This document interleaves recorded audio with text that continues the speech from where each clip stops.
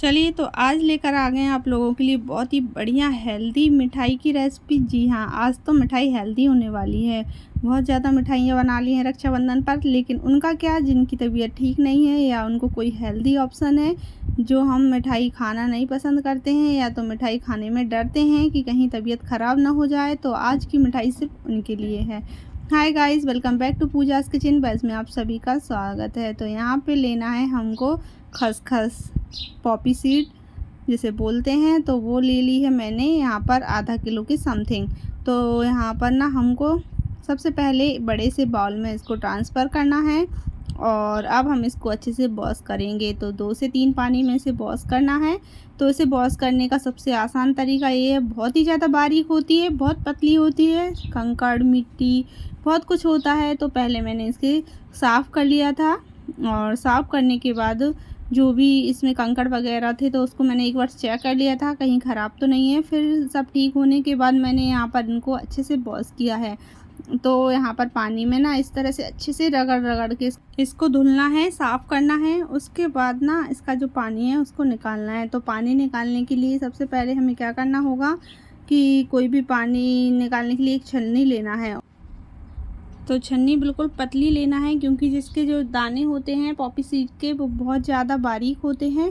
उसके कारण सारे बारीक जो दाने हैं वो निकले ना, इसके लिए इसके ना हमें एक बारीक छन्नी लेना पड़ेगी। तो चलिए इसे हम रख देंगे धोकर पानी निकालने के बाद भरकर 4 घंटे के लिए। तो 4 घंटे के लिए छोड़ना है। अगर आपके पास टाइम ना हो तो आप फिर गुनगुने पानी में इसको भिगोकर रख सकते हैं, उससे भी ये सॉफ्ट हो जाएंगे। आधी कटोरी बादाम ली है, आधी कटोरी मैंने काजू की क्वांटिटी ली है। तो हम हेल्दी बनाने वाले हैं इसलिए डाल रहे हैं, वरना आप इसको स्किप कर सकते हैं, सिर्फ पॉपी सीड से बना सकते हैं। अब देखिए कितनी सारी जो मैंने खसखस भिगोई थी वो डबल हो गई है, अच्छे से भीग गई है 4 घंटे बाद। तो मैंने सुबह मॉर्निंग में उठते से ही सबसे पहले इसको भिगो कर रख दिया था। तो सुबह 7 बजे करीबन मैंने इसको भिगो कर रख दिया था और बाद में मैंने सोचा दोपहर में इसको आराम से बना लूँगी। कटोरी मैंने बादाम लिए हैं और आधी कटोरी काजू, उनको भी इस तरह से मैंने भिगो कर रख दिया था साथ में ही। अगर आपके इसको भी नहीं भिगोना चाहते तो गर्म पानी में थोड़ी देर के लिए उबाल लें, तो इसके छिलके आसानी से उतर जाएंगे। लेकिन 4-5 घंटे में ये सॉफ्ट हो गई थी। तो मैंने पहले मुझे प्रिपरेशन करना ही था क्योंकि मुझे बनाना था, तो मैंने सुबह इसे भिगा दिया था।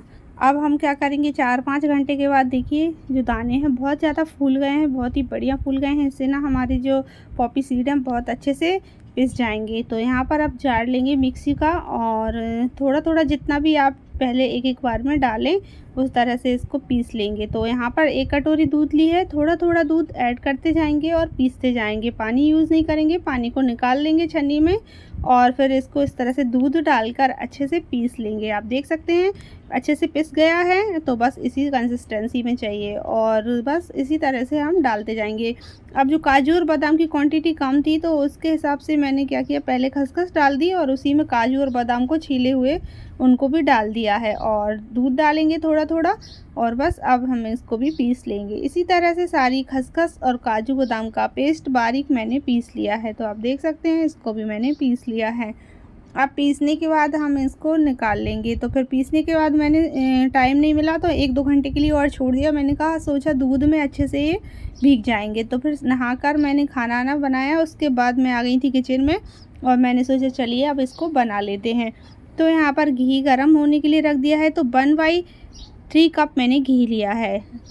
तो घी को अच्छे से मेल्ट होने देना है, अच्छे से घी गर्म हो जाए। घी की क्वांटिटी थोड़ी ज़्यादा लगेगी क्योंकि ना बहुत ही अच्छा टेस्ट भी आएगा और हमें घी यूज़ ज़्यादा करना है, इससे ना घी भूनने में आसानी होती है। घी डालकर भूनेंगे तो ये चिपकेगा नहीं और इसमें ना भूनने के लिए 2-3 चीज़ों की सावधानी बरतनी पड़ेगी।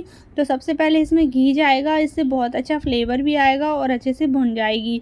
तो यहाँ पर ना नॉन स्टिक पैन लेना है या कढ़ाई लेना है। अगर नॉन स्टिक बर्तन ना हो तो फिर मोटे तले की कोई कढ़ाई ले लीजिएगा। बिल्कुल पतली बारीक वाली नहीं लेना है, अच्छा मोटा सा लेना है बर्तन तले में, ताकि ना चिपके ना। बहुत ही जल्दी चिपकती है, चलाते हुए भी ये चिपक जाती है, तो बस इसका टेस्ट सब बिगड़ जाएगा और आपकी जो खसखस है पूरी ज़्यादा सी क्वांटिटी में चिपक जाएगी।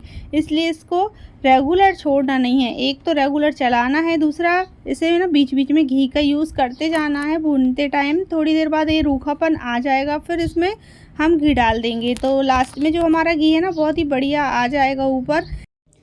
खसखस भुन जाएगी तो घी छोड़ देगी। बस अब हम इसे भूनते रहेंगे। आप देख रहे हैं अभी कितना चिपचिपा सा है, कितना इससे मतलब पलटने में बहुत दिक्कत हो रही है और हाथों की तो अच्छी खासी कसरत हो जाती है, क्योंकि इसे बिल्कुल भी नहीं छोड़ना है। तो इसे टोटल 20 से 25 मिनट तक भूनना है, समझ लीजिएगा, लो टू मीडियम फ्लेम पर, और छोड़ना बिल्कुल भी नहीं है। अगर छोड़ेंगे तो अगर आपने इसे छोड़ दिया तो आपकी जो खसखस है ना 1 सेकंड नहीं लगेगा और ये चिपक जाएगी। तो इसे ना हैंडल करना बहुत मुश्किल होता है, कोई भी साइड में आप काम नहीं कर सकते। और भूनते हुए 15 से 20 मिनट हो गए थे और अब ये इस कंसिस्टेंसी में आ गई है। बीच बीच में मैंने थोड़ा थोड़ा घी डाल दिया, वीडियो लंबी हो जाती है इसके कारण बीच में जो पार्ट था वो स्किप कर दिया। बस इसे भूनते ही रहना है, इतना ही करना है। तो आप देख सकते हैं ये दानेदार हो गई है, कितनी चिपक रही थी पहले देखा था आपने वीडियो में, और अब ये दानेदार हो गई है। बस अभी थोड़ी देर और इसे भूनना है। अभी तो थोड़ी कसर और बाकी है, तो थोड़ी देर और भूनेंगे जब तक कि एक एक दाना अलग अलग नहीं हो जाता, सूजी जैसे फॉर्म में नहीं आएगा। इसको हम भूनते रहेंगे। अब देख सकते हैं भूनते हुए काफ़ी टाइम हो गया भाई, शाम ही हो गई थी भूनते भूनते, और अब ये भुन गया है और बहुत ही अच्छा कलर भी इसमें आ गया है। अब ऐड करेंगे इसमें चीनी। तो यहाँ पर मैंने एक बाउल जितना मैंने यहाँ पर खसखस ली थी ना, उसी की मेज़र से मैंने चीनी का यूज़ किया है। तो चीनी डाल देंगे, और हमने काजू बादाम की क्वांटिटी भी ज़्यादा ली है, और इसमें घी में भी बहुत वजन होता है, इसके कारण मैंने ना सेम क्वांटिटी खसखस की ली है। तब भी हमारी जो मीठा है ना, मीठा भी हो जाएगा और बहुत ज़्यादा भी नहीं होगा, क्योंकि काजू और बादाम के हिसाब से हमने इसमें मीठा ऐड नहीं किया है। अब हम इसे चलाते रहेंगे। वैसे आप कम भी ऐड कर सकते हैं, अगर आप नहीं डालना चाहते ज़्यादा तो थोड़ा कम ऐड कर सकते हैं। ना मेरी सासू माँ का आँख का ऑपरेशन हुआ है, इस वजह से मैंने इसे बना रही हूँ। अगर आपके घर में भी किसी की तबीयत ख़राब है या मीठा खाना उन्हें अलाउड नहीं है, तो आप इस मिठाई को बनाकर उन लोगों को दे सकते हैं, उनको खिला सकते हैं। बहुत ही हेल्दी और टेस्टी होने वाली है। तो मैंने देखा 1 चम्मच के करीबन घी फिर से इसमें ऐड कर दिया है, क्योंकि अब हमने चीनी को यूज़ किया है, तो चीनी डाली है तो चीनी जल्दी से मेल्ट हो जाएगी, उसके लिए मैंने घी ऐड कर दिया है। अगर आप घी ऐड नहीं करना चाहते तो 1 चम्मच के करीबन दूध ऐड कर सकते हैं, और फिर ये हल्का सा लिक्विडी हो जाएगी, चीनी जल्दी पकने लगेगी। और अभी ना इसमें जब चीनी ऐड की है ना, थोड़ी देर बाद ये फिर से पतली होने वाली है और फिर से इसकी भुनाई होगी जब तक कि ये टाइट ना हो जाए। भाई चीनी डालने के बाद तो बहुत मुश्किल हो गया था इसे चलाना, तो मैंने क्या किया, इसको 2 भाग में बाँट दिया है। एक कढ़ाई में ऐड कर दिया है और आधा मैंने पैन में ऐड कर दिया है इसको, क्योंकि ना अभी उसे चलाना बहुत मुश्किल हो रहा था। तो देखिए चीनी अच्छे से लिक्विडी हो गई है। अब इसे हम फिर से चलाएंगे 5 से 7 मिनट तक। 5 से 7 मिनट और भूनेंगे और फिर ये हल्की सी गाढ़ी होने लगेगी, थिक होने लगेगा। तो और ना जो पैन है उसको छोड़ देगा, घी ऊपर आने लगेगा। तो फिर हमारी जो मिठाई है बनने के लिए, जमने के लिए बिल्कुल रेडी हो जाएगी। फिर इसके जो पीस हैं बहुत ही बढ़िया से कट जाएंगे। तो इसी के फॉर्म तक हमको इसको पकाना है। अब देखिए पैन अच्छे से छोड़ दिया है। देखिए मैं जहाँ इसको इस तरह से स्पैचुला से कर रही हूँ, तो जो घी है ना, घी भी छोड़ दिया है और जो पैन है वो भी ये मिठाई छोड़ने लगी है। बस इसी कंसिस्टेंसी तक हमको इसको पकाना था। आप देख सकते हैं इसी की ये पहचान है कि हमारी जो मिठाई है बन गई है और जमने के लिए रेडी है। अब यहाँ पर मैंने एक केक टिन ले लिया था, उसमें बटर पेपर ऐड किया था और फटाफट से इस मिठाई को सारे बैटर को डाल दिया था और स्पैचुला से इसे अच्छे से एक साथ कर देंगे। जमने के लिए इसको यहाँ पर एक समान लेवल करके अच्छे से स्पैचुला से लेवल कर लेंगे, चिकना कर लेंगे और बस इसे सेट होने के लिए थोड़ी देर के लिए छोड़ देंगे। तो आप एक थाली आली भी ले सकते हैं, उसमें घी ग्रीस कर दीजिएगा और घी ग्रीस करने के बाद मिठाई को इस तरह से जमाने के लिए छोड़ दीजिएगा। मैंने एक बार इसमें जमा लिया था और दूसरी बार मैंने थाली में जमाया था। तो इसी तरह से आप भी जमा सकते हैं।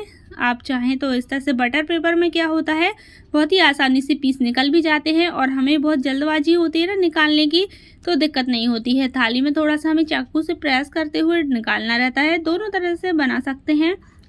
ऊपर से पिस्ता और बादाम गार्निश कर देंगे। आप चाहें जो भी ड्राई फ्रूट्स आप यहाँ पर ऊपर से डाल सकते हैं। बहुत ही बढ़िया इससे देखने में हमारी मिठाई भी लगेगी और टेस्ट भी इसमें बहुत बढ़िया आएगा। तो यहाँ पर अब हम कट कर लेंगे। थोड़ा गरम 15 मिनट के लिए छोड़ा था और फिर इस तरह से चाकू में से कट लगा के छोड़ देंगे, तो फिर एक अच्छे से कड़क हो जाएगी जब हम इसको निकाल लेंगे। लेकिन अभी हम इसको इस तरह से सिर्फ इसके जो निशान हैं उनको लगा देते हैं ताकि ये अच्छे से डीमोल्ड हो जाए।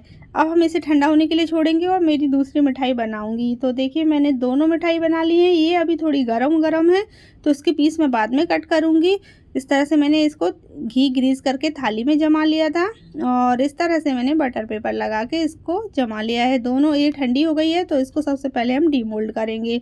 तो चलिए अब ये ठंडी हो गई है, इसे देखिए निकाल देते हैं और पीस मैं आपको दिखाऊंगी कितनी बढ़िया ये पीस बनकर रेडी हुए हैं।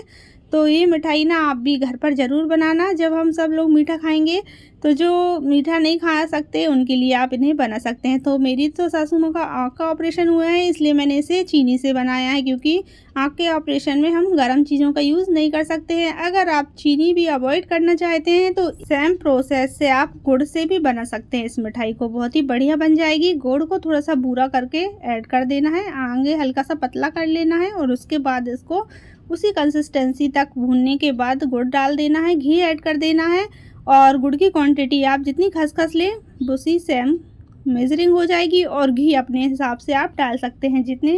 जितना घी डालना चाहें उतना डाल सकते हैं। घी से तो ये मिठाई बहुत ही स्वादिष्ट लाजवाब बनती है। जब आप इसे एक बार खाएंगे ना तो इसे छोड़ने का मन ही नहीं करता है। खाते हैं तो ऐसा लगता है थोड़ी देर और खाते चले। ये बहुत ही बढ़िया टेस्टी हेल्दी मिठाई बनकर रेडी है। मैं आपको तोड़कर दिखाती हूँ, बहुत ही सॉफ्ट और आप देख सकते हैं इसमें कितना बढ़िया घी दिखाई दे रहा है। बस घी से बहुत ही स्वादिष्ट मिठाई बनती है।